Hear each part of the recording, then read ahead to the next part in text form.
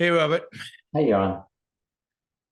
All right. So last time, I think it was last time, we talked about Marc Andreessen's uh, Tech-Optimism Manifesto, which had a lot of good things in it. Also, was flawed in terms of it lacked kind of the understanding of where all this comes from. That is, what is necessary in order to make the case for optimism, in order to make the case that this will continue indefinitely. But what's happened since, and what has been really interesting, is a backlash against the manifesto, a backlash really from across the political spectrum, from different types of publications, and really, really interesting how many people resent the idea of optimism with regard to technology. I think we were both surprised at the negativity of the reaction, given the positivity of the topic. And most of it was, I would say, nitpicking. I mean, there are things to pick at, and we Yep. talked about some of Yep. them. But that's a point of modest disagreement compared to where, we think that sort of manifesto is so powerful.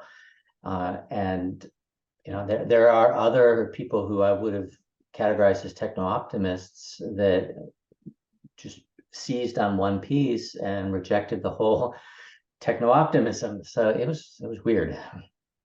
And some of it was more than just rejecting, nitpicking, or a number of the tech publications, kind of the Silicon Valley publications, Wired, TechCrunch, came out with these really, really negative reviews of it that went far beyond kind of the nitpicking or the disagreement. And to me, it was a really worrisome sign. I mean, these are publications that historically were 10, 20, certainly 30 years ago, super tech optimist.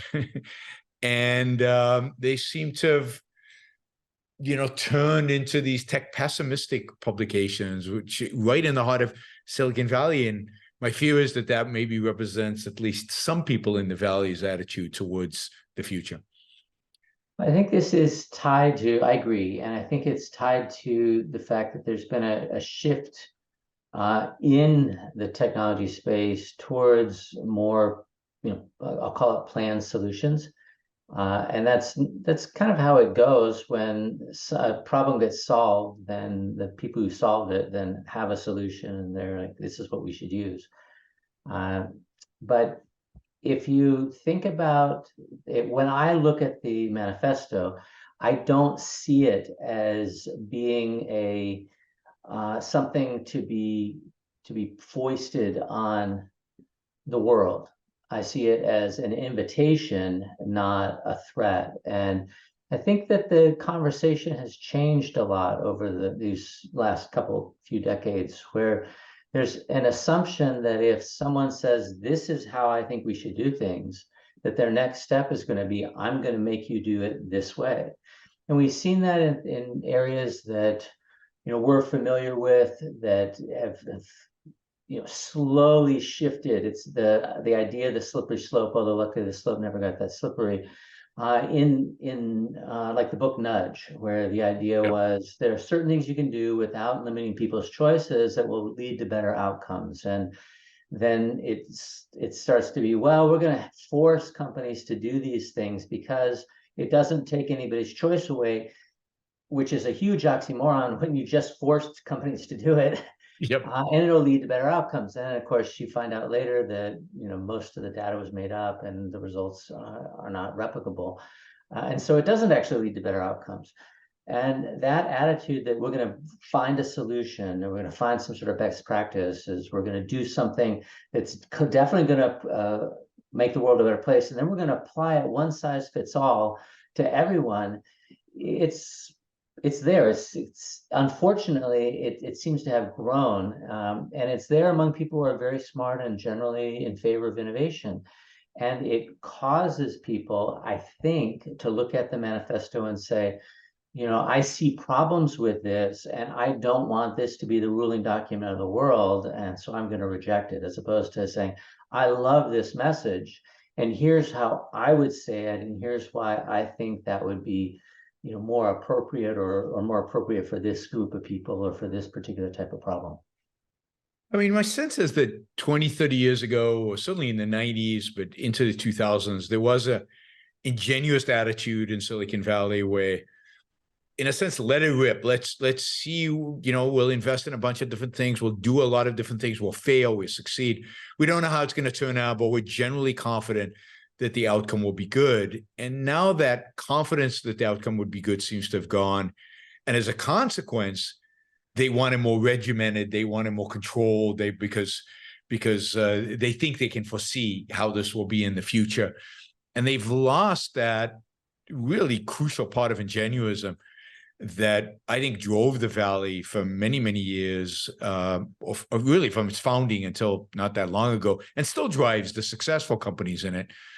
It seems to be lost, and maybe, this is a real tragedy. It means we really need to ramp up our work to get this, to get them back on track. Well, the fact that someone like Marc Andreessen would write the manifesto is a very positive sign. The reaction to it, I think, is a negative sign, although it's not that people would criticize it or react badly to it. It's the absolute rejection that I'm generally seeing among people who I frankly think should know better. Yeah. I don't think that attitude is pervasive. Given all the progress that we've made in the last 25 years, it's hard for that to get cemented, but it does seem like it started with the Great Recession, with the financial crisis, and that the sort of negative events are being used to see how much is at risk, and we need to be more careful, and we can't have bad things happen. Versus historically, shit happens. And the question is, for every bad thing that's happened, does 10 good things happen?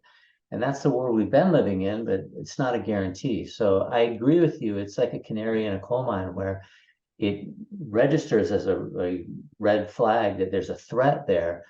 And I'm happy to see that we're still discussing it and that there are people out there who are supporting it and see the overall message as being extremely positive and extremely important, and not getting bogged down in some of the details.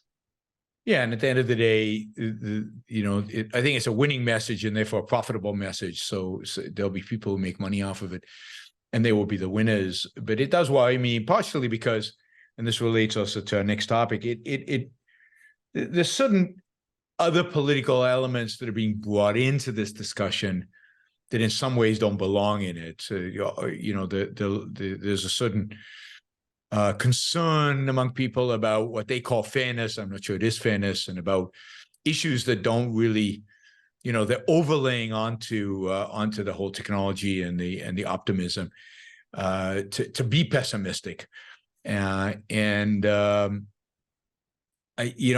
think that's problematic because I think it philosophically, ideologically undermines much of kind of the progress movement and the idea of progress. There's a real challenge in Silicon Valley now of people who think progress is not that important, where that's just bizarre and never used to be. It is. It seems to have no place. And I think what you're describing, you might call a statist attitude that, that things are the way they are, and then looking at the world through that lens, not through the lens of what might be possible. So when Andreessen's manifesto says, "Bring me your problems and technology will solve them." Yep. That is inconsistent with people's worldview. And instead of examining their worldview, they just are instinctively rejecting the manifesto and the optimism and the power that underlies it. Yeah. I mean, one of the things that we've been very optimistic about, but obviously in the culture out there have been counter voices, significant counter voices, the whole issue of artificial intelligence. I mean, we've made the argument that this has the potential to revolutionize so much of our life. and it just seems obvious that it does. But there's a lot of fear mongering. There's a lot of fear that kind of dominates instead of thinking about challenges and solving them. There's a lot of raising of problems and panic over those problems. And the consequence of that has been a lot of lobbying for regulations and a lot of panic in Congress and panic in the White House. And the response to that was this last week, Joe Biden signed an executive order, 110-page executive order, detailing a new regulatory regime for artificial intelligence, or really telling departments of government and regulatory agencies to go out there and investigate and start regulating, right? Start controlling. It's not quite bears the kind of same status as a law that would pass, that would directly impact private markets. But since almost all these companies deal with the government one way or the other, it's going to impact almost everybody. So what's your assessment of this, the fact that they're doing it, and then the actual content of what's being done? Right. Well, let me give you my positive take and my hopeful take, and then my more realistic concerns. On a positive side, it lays out a framework really for how things might work in terms of having safety built into AI. Now, we are not experts on AI, but I would argue that when we're talking about artificial general intelligence, there are no experts, no experts exist. And so it becomes a question of, what do we think is actually happening in this type of development? And our position is that, and without full confidence, is that, what people are looking at is that we're building a submarine, and the submarine is amazing. It's fast, it's big, it's truly an incredible accomplishment. And if you play around with the chatbots, they really are amazing. But we can't build a whale. We're not close to being able to build a whale. It's not clear we'll ever be able to build a whale. And they kind of look the same and they kind of do the same things, but functionally they're very, very different. And again, using chatbots, there's a spark that's missing when you ask it to do something. It's extremely good at regurgitating, and it's amazing how well it can write and how rarely it just completely gets things wrong, although it does. It's just once in a while it just goes nuts. Like a statistical model, sometimes even if it's really good, it sometimes goes off the rails. But it doesn't have, it feels like a submarine to me and not a whale. Now, I think the response is, are you going to risk the world on it being a submarine and not a whale? And my answer is, well, I don't think we really have a choice. I'm not quite we're sharks, we either move or die, but I do think that we are a species that if we're not growing, we turn to other pursuits which are not nearly as productive and produce a lot more horrible results. If we're fighting over what we view as fixed resources, it gets pretty ugly. So I think the risk is actually tilted towards that we do too much. And this framework that's been proposed, it doesn't obviously do too much. It has an emphasis on newer, more powerful models, which we don't know what they'll look like. I have a sense they're just going to be better submarines. They're not going to be whales. Yep. But if they turn out to be whales, there's something in place. There's an emphasis on biotechnology, which does seem to be one of the areas that should be of the most concern. Ignore making pandemics. I don't look forward to the day where the teenage boy next door can build a Tyrannosaurus Rex and have it for a pet, and then it grows up, and steps over the fence. But that may be the future. Like that's not in our lifetimes, but that may be the future. And the only way to stop the future from coming is to give up and not get there. So I do have concerns, and I do think that the framework is overall pretty balanced. But my biggest concern is that we start answering questions in a regulatory environment that can't be answered right now. And that it's not actually an ingenuous document that lays out a framework and then we're going to learn and evolve, because that's not what we generally see in these sort of agencies. And our expertise is mostly in seeing things like what the SEC has done, which is to just invent a bunch of rules that are reporting rules. They're nothing like you're telling people what they have to do, but they're reporting rules that push or nudge people in a particular direction while creating significant regulatory burdens, which discourage smaller companies and entrench larger companies. And then you end up with well, we've been talking about this for so long. Of course, we have to do something with it. We've been collecting this data. They've been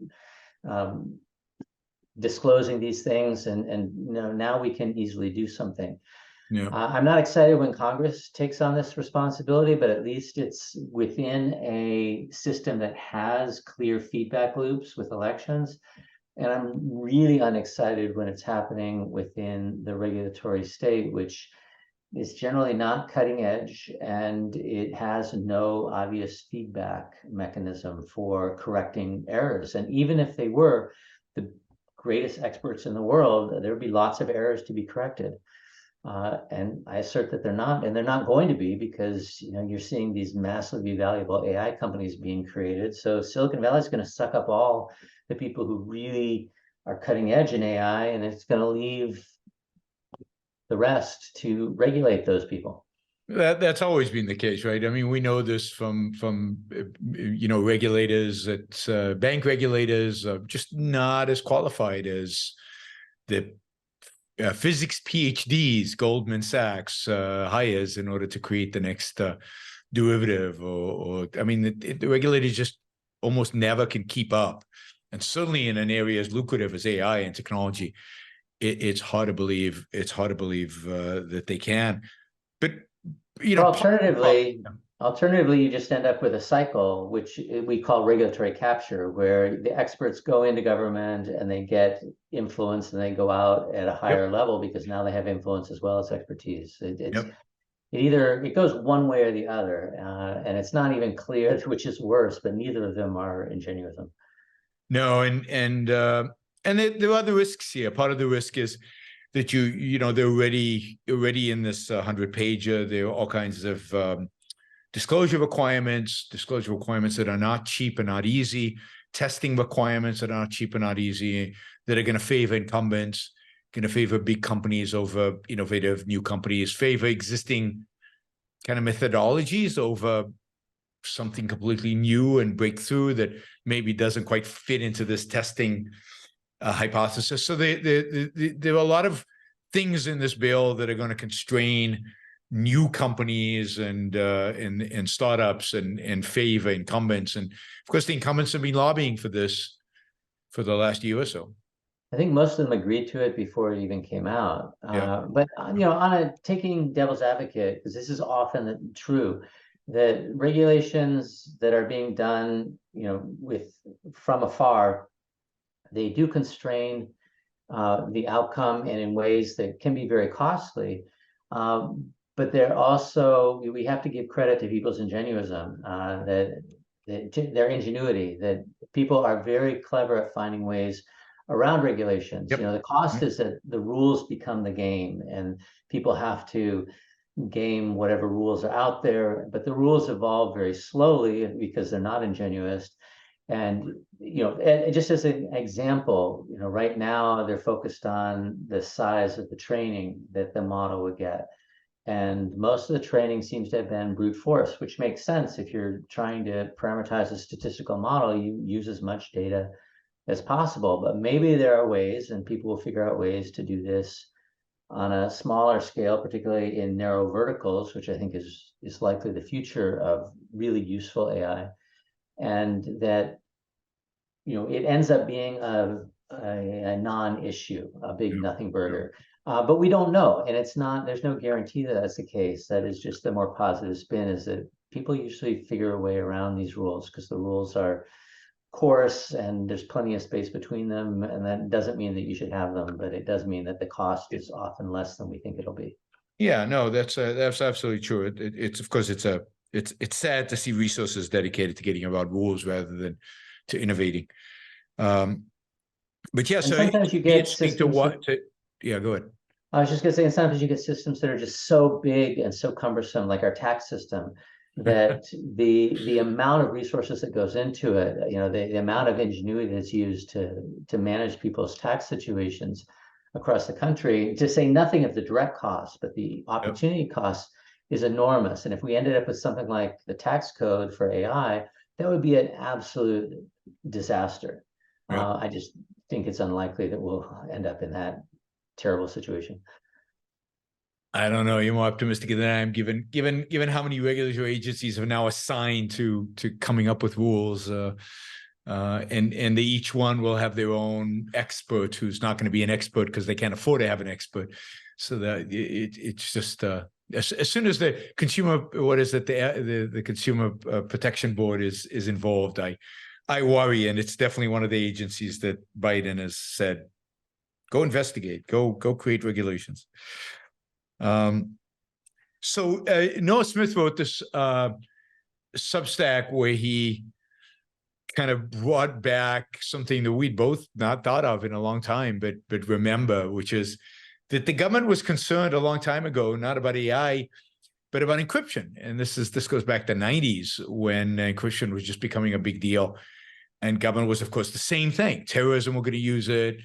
Criminals were going to use it. Of course, they do, and they did, but somehow government was going to stop this. They were going to regulate it. They were going to control it.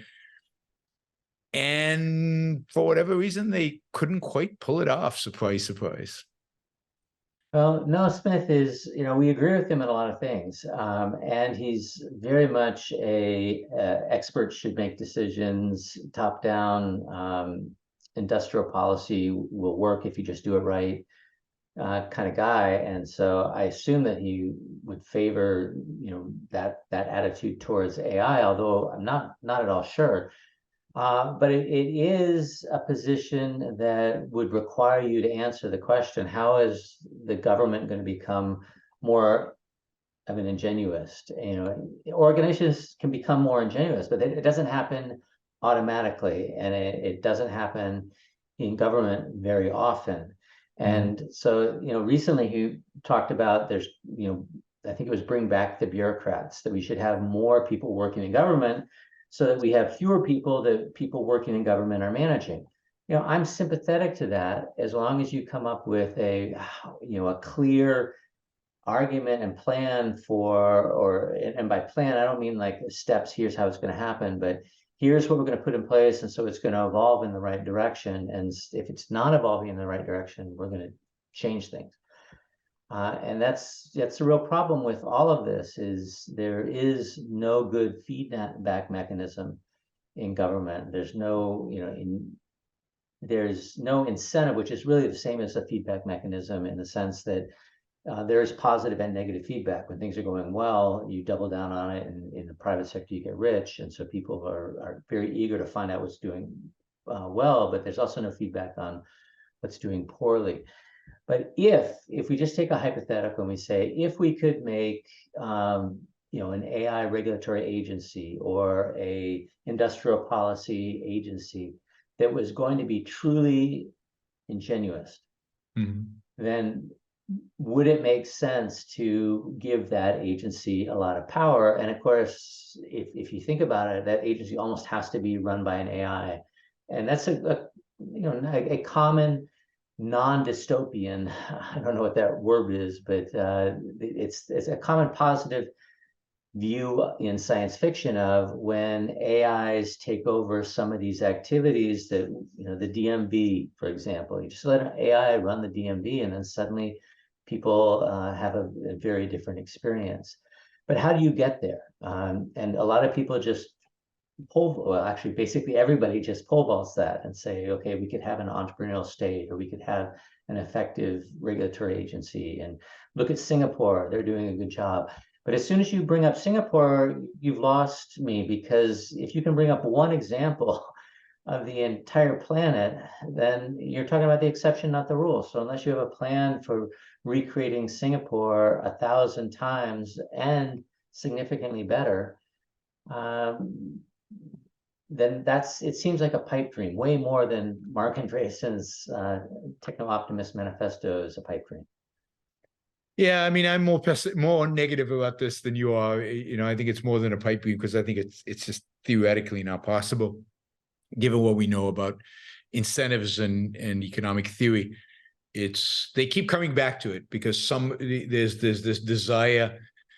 There's the desire that goes back to Plato for somebody to centrally plan life, and somehow, we can all imagine that they do it just right, and we all maximize our lives and we'll maximize our happiness. But the truth is that we all have to make choices ourselves, and yeah, it can get messy and chaotic, but that's probably the only way to actually have a healthy society, is when you leave people to that chaos. And you set up rules that regulate that chaos, in a sense of not slapping each other, not killing each other, not being violent against each other. But pretty much any kind of intervention beyond that tends to be more harmful than good. Well, that's the funny thing, right? Because in ancient times, it was the gods who were directing everything. And of course, the gods, you couldn't see them, they weren't around. You just kind of were told this is what they wanted, and there were natural laws that they, I guess, had created. And now we're in a position where you can at least imagine creating an AI as this becomes a god. It looks down and says, well, shit, I don't know what to do. Just go off and do your stuff, and disappears. Just like, I mean, maybe was actually what happened 10,000 years ago, that there was an AI god that said, you guys go figure it out yourselves. It's too complex. Yeah, if he was rational at all, that should have been what he did. What he did.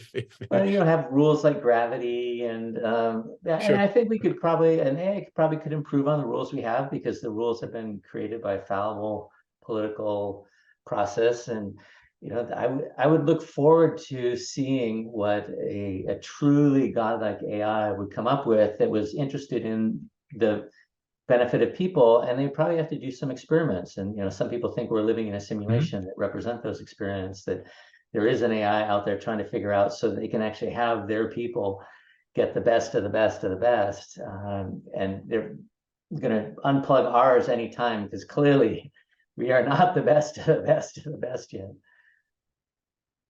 Yeah. So, okay. On the thought that we're all just AI simulations, let's call this a week. Let's call this a show.